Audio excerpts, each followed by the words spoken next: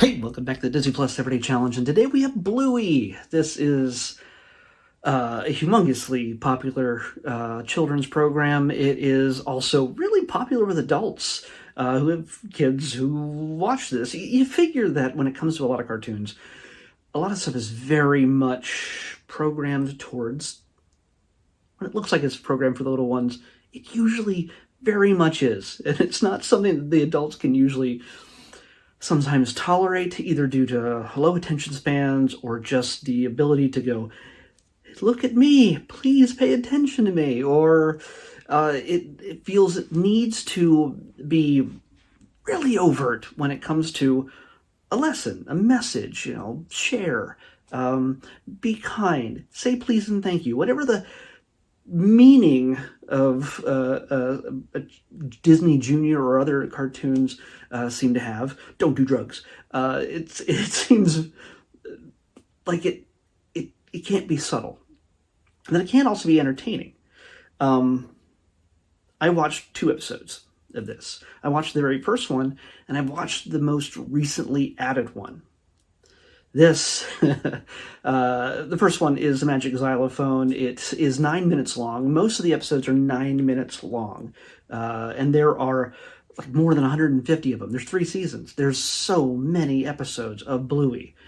It will take you a good long while to burn through all of them. And even as an adult, even if you don't have kids, you might just find this super adorable. It's set in Australia, 2 days in a row, Australian programming. It features actors who are Australian and have Australian accents, and especially 2 children. The name's Bluey and, why have I already forgotten? Bingo. Bluey and Bingo, 2 little girl dogs and a family of dogs. And Bluey is our main character. She's the older of the 2 daughters in this family, mom and dad, and we get introduced to them at the beginning of every episode with a little song and dance. And if that doesn't draw you in with absolute cuteness, and not in a weirdly sickening, just saccharine sweet way, it's just silly. It's sweet. It's fun. You you might get the inclination to skip over it, but you honestly might not. If you're watching maybe a marathon, sure, maybe you'll skip the later ones, but you kind of want to start your watching of Bluey with that song. I can see the appeal.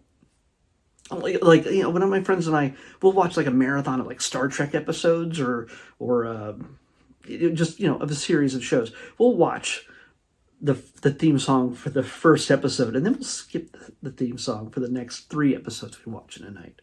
It's just the way it is. You have to watch the theme song at least once. And this has got a good one. But why is it so appealing? Why is it fun? Well, first of all, as an American who doesn't have an accent at all, the children, especially the children, having these cute little accents is just freaking adorable. And they're genuine kids. I believe they're actually kids. I haven't been able to verify they show dad and mom here. Dad is David McCormick and mom is Melanie Zanetti. I don't know. I'm not scrolling through this whole thing to find the children's voices, but they sound genuine. Even if they aren't, which I imagine they are, even if they aren't genuine, it's pretty dang good. So just their demeanor, their delivery, and they're not just, hey, look, I'm a kid and I want to be cool and noisy and look at me, be like me. I'm having a skateboard. I'm extreme. Like whatever the things that they seem to put in front of children to make them think that the kids they're watching are cool and want to be like them. I know that's a very outdated generalization, but I'm old. So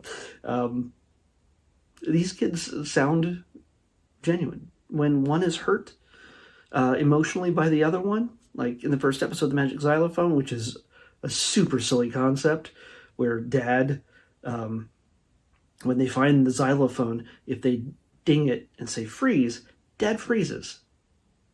And he will freeze for as long, he is committed to the bit. He will freeze on command no matter what, and let the kids do whatever they want to do to him.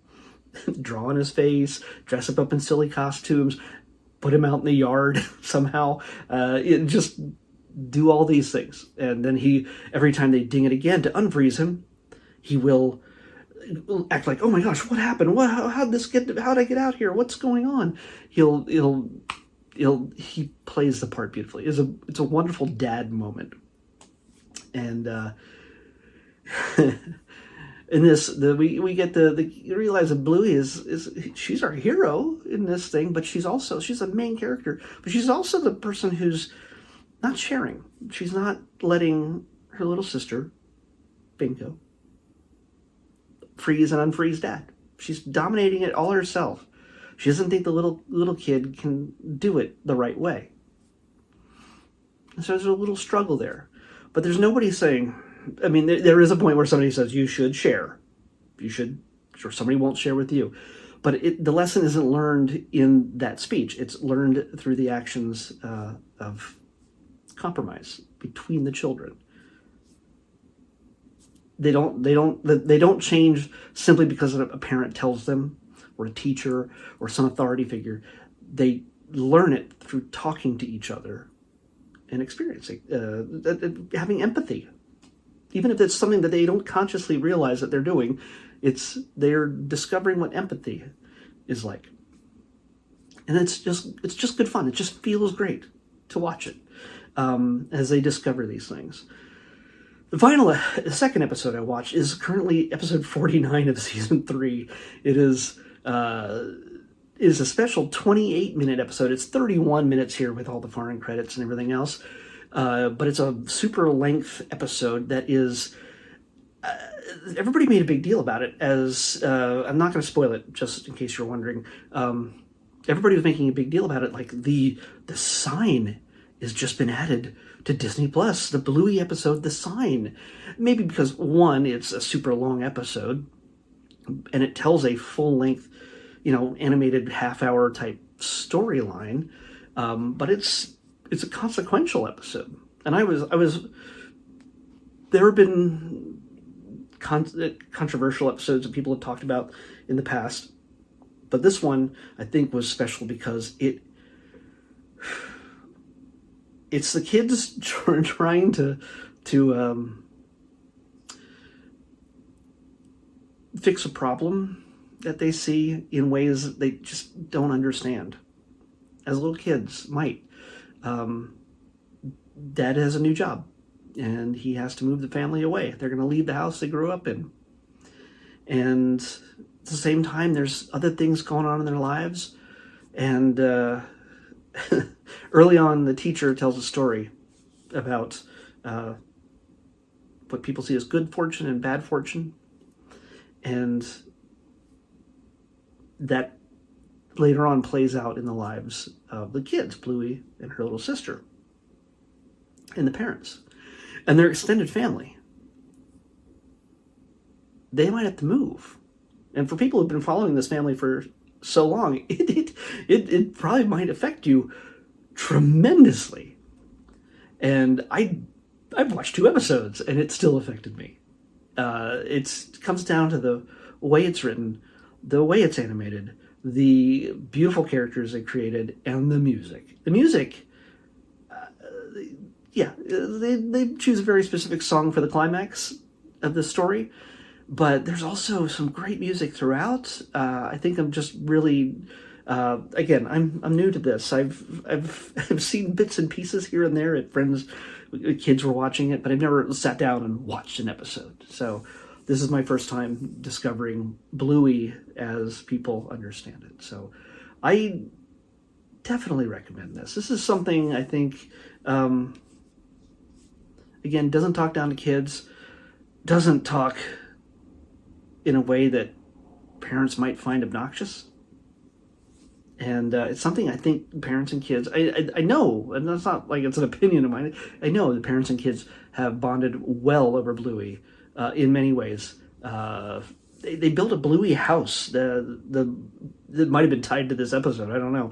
They built a Bluey house here in Los Angeles for a short time where people could go and visit it and take pictures in it and do your Instagram stuff and everything else.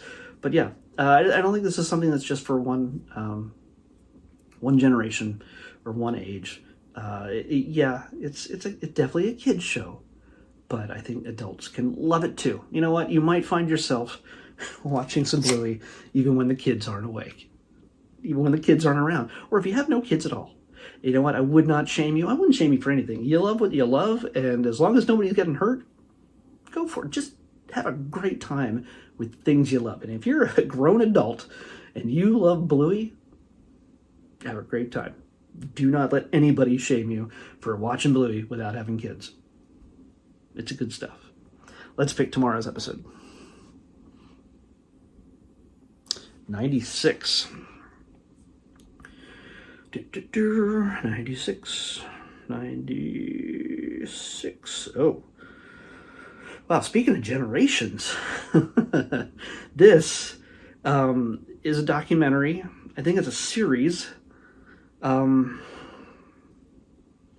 think it's about me.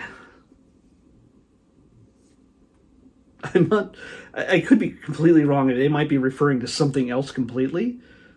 And it's certainly not the not so great X-Men spin-off show from the 90s. It's not that. If you know what I'm talking about, you already know the title. This is Generation X. Yeah. I've been wanting to watch it for a while.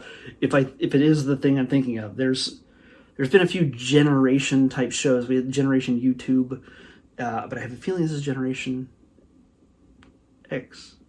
Me. We'll find out tomorrow when we watch Generation X on the Disney Plus Everyday Challenge. I'll see you back here tomorrow with that.